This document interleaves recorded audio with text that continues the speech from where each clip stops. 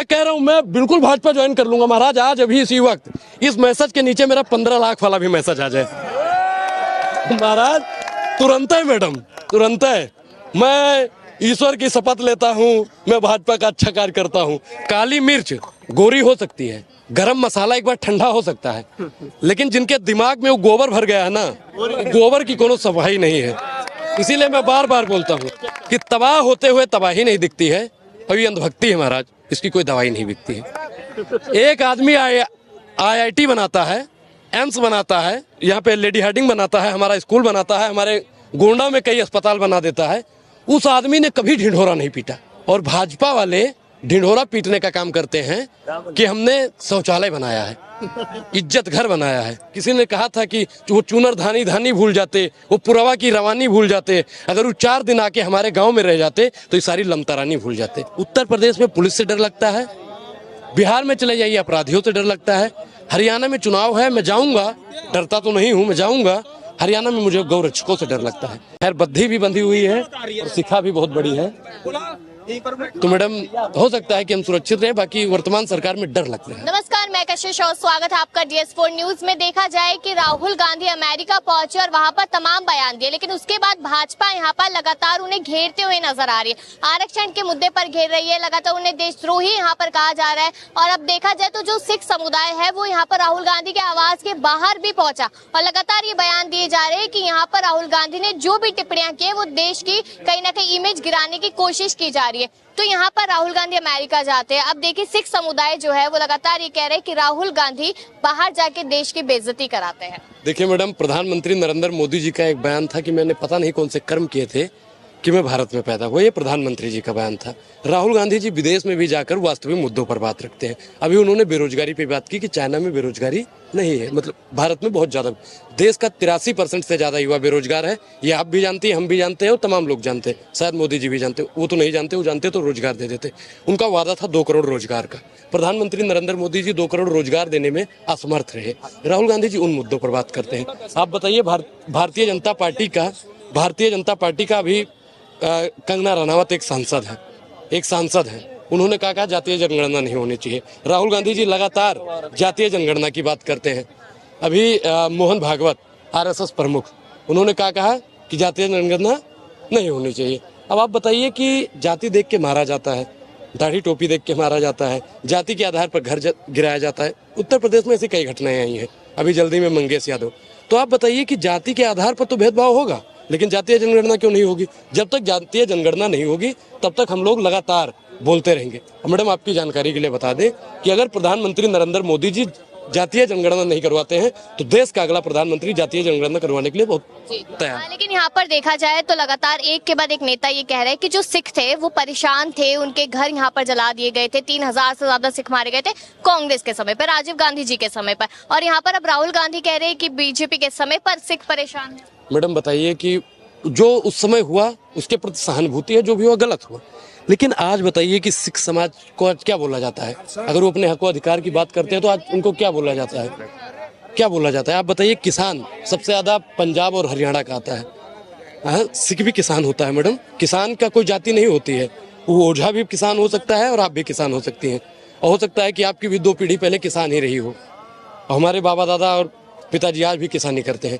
वो लोग अपने हक अधिकार की जब बात करते हैं तो वर्तमान सरकार उनको खालिस्तानी बोलने का काम करती है कि नहीं करती है? आप बताइए कि दलित समाज को अगर वो अपने हक अधिकार की बात करता है तो उनको नक्सलवादी बोल दिया जाता है। अगर मुसलमान अपने हक अधिकार की बात करता है तो उनको आतंकवादी बोल दिया जाता है। आखिर मैडम हम लोग अपने हक अधिकार की बात किससे करें?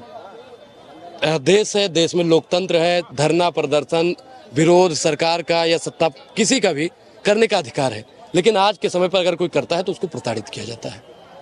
तो देखिए ना, कंगना रनावत ने इसी बात पे तो बोला था कि वो जो किसान बैठे थे वो किसान तो थे ही नहीं। मैं क्षमा चाहता हूँ, आपने कंगना रनावत का नाम लिया। हमारे धर्म गुरु हैं शंकराचार्य जी महाराज, उन्होंने कहा कि उनकी शक्ल देखने से पाप लगता है और उनका नाम लेने से भी पाप लगता है। हम लोग उन पर बात करना उचित नहीं समझते हैं। मैडम, कोई दूसरा मुद्दा है तो बात कीजिएगा। आरक्षण पे बात कर लेते हैं। यहाँ पर राहुल गांधी ने तमाम बयान दिए थे आरक्षण को लेकर, लेकिन यहाँ पर BJP ये जता रही है कि राहुल गांधी आरक्षण खत्म करना चाहते हैं देश में। मैडम, आप बताइए कि जो 24 घंटा संविधान बचाने की और आरक्षण की बात कर रहा हो, 50% आरक्षण की बात कर, वो आरक्षण को खत्म करने की बात करेगा। आरक्षण को तो वर्तमान सरकार खत्म करना चाहती है। आपको याद होगा इनके कई ऐसे नेता हैं जिन्होंने कहा था कि 400 पार दे दीजिए, संविधान बदलना जरूरी है। संविधान बदलने की ये बात क्यों कर रहे थे? क्योंकि इनको आरक्षण खत्म करना था। तो ऐसा अभी देखिए मल्लिकार्जुन खड़गे ने भी यहाँ पर एक बयान दिया है कि 400 की बात करने वाले यहाँ पर 292 पे 240 भी नहीं आई मैडम, 292 कहाँ कर रही है, 240 भी पार नहीं। 40 जी। अगर वैसे देखा जाए तो गांव के भाषा में कहा जाए लंगड़ा, लंगड़ी समझते हैं ना, लंगड़ी सरकार है और लंगड़ी सरकार कभी भी गिर सकती है। और अब तो मौसम भी मैडम बेकार हो रहा है, मतलब मिजाज बदल रहा है, तो माहौल बन गया है। 25 के बाद में एक नया प्रधानमंत्री हमारे देश में आएगा जो जातीय जनगणना करवाएगा। इन सारी चीजों से हरियाणा भी विधानसभा चुनाव है, तारीख बहुत नजदीक है, इस पे कुछ ना कुछ फर्क पड़ेगा। मैडम मैं बिल्कुल बता दूं कि हरियाणा और जम्मू कश्मीर 2 जगह चुनाव है अभी जल्दी में, फिर महाराष्ट्र और झारखंड में भी है। चारों जगह भारतीय जनता पार्टी इस बार हारने जा रही है। और 2 राज्य जो अभी हो रहे हैं बिल्कुल इसी समय, इसमें तो भारतीय जनता पार्टी का हारना तय है। क्योंकि हरियाणा की, मैडम आप बोल लीजिए या मुझे ही बोलने दीजिए, हरियाणा की बेटियों को जिस प्रकार से दिल्ली की पुलिस से लड़वाया गया, दिल्ली की पुलिस से कुश्ती करवाई गई, अब हरियाणा की जनता अगर ये पहुंचेंगे तो हरियाणा की जनता इनको स्वीकार नहीं करेगी। हरियाणा में 37% से ज्यादा बेरोजगारी है और भाजपा सरकार वहां पे 10 साल से है, कुछ करने को तैयार नहीं है। आखिर मैडम कब तक युवाओं के साथ में, कब तक ये छलावा करते रहेंगे? मैं एक पढ़ने वाला विद्यार्थी हूँ, मैं भी BA कर रहा हूँ राजनीति शास्त्र से, और आप बताइए कि प्रधानमंत्री नरेंद्र मोदी जी अगर पढ़े लिखे होते तो वो हमारे कलम पर और किताब पर टैक्स न लगाते। कलम पर 18% की GST और स्टेशनरी पर 12% की GST लगा देने वाला अगर कोई आदमी है तो नरेंद्र मोदी जी है। इससे पहले शिक्षा पर टैक्स नहीं हुआ करता था। और यहाँ तक तो मैडम छोड़ दीजिए, जो कपड़ा पहने हैं ना, इस पर भी टैक्स लग गया है, और यहाँ तक कि कफन पे भी टैक्स लग गया है। मतलब हर चीज पर टैक्स। ये जो हम लोग पाउडर लगाते हैं, क्रीम लगाते हैं, इस पर भी टैक्स लग गया है। मैडम सवेरे उठते हैं, मंजन करते हैं ना, पेस्ट, उदंत कांति का पेस्ट करते हैं, उस पर भी GST, नहाए पानी पर भी GST, और फिर कपड़ा पहने उस पर भी GST, तौलिया से देह पूछा उस पर भी GST, और घर में रोटी खाया उस पर भी GST, और फिर रात में पंखा चला के सोई उस पर भी GST। मैडम करेजे में इतना, जेब में पैसा नहीं बचा और करेजे में हिम्मत नहीं बची है कि हम और GST दे पाए। मैडम जब GST की बात होती है ना तो हाथ कांपने लगता है। हम गरीब के बेटे हैं। अगर किसी ने कहा था कि वो चूनर धानी धानी भूल जाते, वो पुरवा की रवानी भूल जाते, अगर वो 4 दिन आके हमारे गांव में रह जाते तो ये सारी लमतरानी भूल जाते। मैडम आप बताइए कि हमारी वित्त मंत्री जी कहती हैं कि हम प्याज नहीं खाते हैं, लहसुन नहीं खाते हैं। आप बताइए, आटा तो सब खाता है ना मैडम। आप प्याज पे और लहसुन पे टैक्स लगा दीजिए, अनुराग ओझा को कोई दिक्कत नहीं है। लेकिन मैडम आप बताइए कि दूध पे टैक्स, दही पर टैक्स, रबड़ी पर टैक्स, और माफ कीजिएगा मैडम मैं उस शब्द को बोलना नहीं चाहता था, मरने के बाद में हमारे कफन पर भी GST लगा देने वाली अगर कोई सरकार है तो ये वर्तमान सरकार है। ये मैडम कब तक होता रहेगा? कब तक? मैं प्रधानमंत्री नरेंद्र मोदी जी को एक समय पर फॉलो करता था। मैं जानता था कि इनके जैसा प्रधानमंत्री इस पृथ्वी पर हो ही नहीं सकता, क्योंकि इनके 2014 से पहले का जो भाषण था वो कहते थे कि बेरोजगारी को दूर करेंगे। बहुत हुई बेरोजगारी की मार अब की बार मोदी सरकार। ये आप बोल रही हैं, बढ़िया है। मोदी जी कहते थे। बहुत हुआ भ्रष्टाचार अब की बार भाजपा सरकार, बहुत हुआ महिलाओं पर अत्याचार अब की बार भाजपा सरकार। प्रधानमंत्री जी के जुमले थे। लेकिन सत्ता में आने के बाद में भारतीय जनता पार्टी उन तमाम नाराओं को भूल चुकी है। जब जब जुल्म करेगा सत्ता के गलियारों से चप्पा चप्पा गूंज उठेगा इंकलाब के नारों से। मैडम आप बताइए, आप लोग कुछ मीडिया के बंधु, आप लोग भी हो सकते हैं उसमें, दिखाते हैं कि 18-18 घंटे काम करते हैं। आप सोचिए मैडम कि बेचने वाला आदमी अगर 18 घंटा काम करता है तो जिसने IT और पता नहीं क्या क्या इस देश में बना दिया, वो आदमी ने कितना घंटा मेहनत किया होगा, ये बात पूछता है भारत, कितना काम किया होगा। लेकिन उस सरकार से, जो पहले की सरकार थी, आज भी मोदी जी 70 साल का हिसाब मांगते हैं। मैं प्रधानमंत्री नरेंद्र मोदी जी से पिछले 10 साल का हिसाब मांग रहा हूँ कि आपने कहा था कि न डीजल पेट्रोल 35 रुपए में चाहिए कि नहीं चाहिए तो भाजपा को वोट दे। बेटियां गहना लाद के आधी रात को घूमेंगी, बोला था ना भाजपा वालों ने। हमारे उत्तर प्रदेश में जयशाह का पापा गया था, भैया उत्तर प्रदेश में हमारे जयशाह का पापा गया था, बोला ऐसा कानून व्यवस्था लाएंगे, ऐसा कानून व्यवस्था लाएंगे, ऐसा कानून व्यवस्था लाएंगे कि महिलाएं आधी रात को गहना लाद के घूमेंगी। आज मैडम उत्तर प्रदेश में हमारी बहन बेटियों के साथ में क्या हो रहा है आप भी जानते हैं। मध्य प्रदेश में भी जल्दी में मैडम भगवान शिव की जो नगरी है महाकालेश्वर, उसी के सामने भिखारी के साथ में कर दिया जाता है उज्जैन में।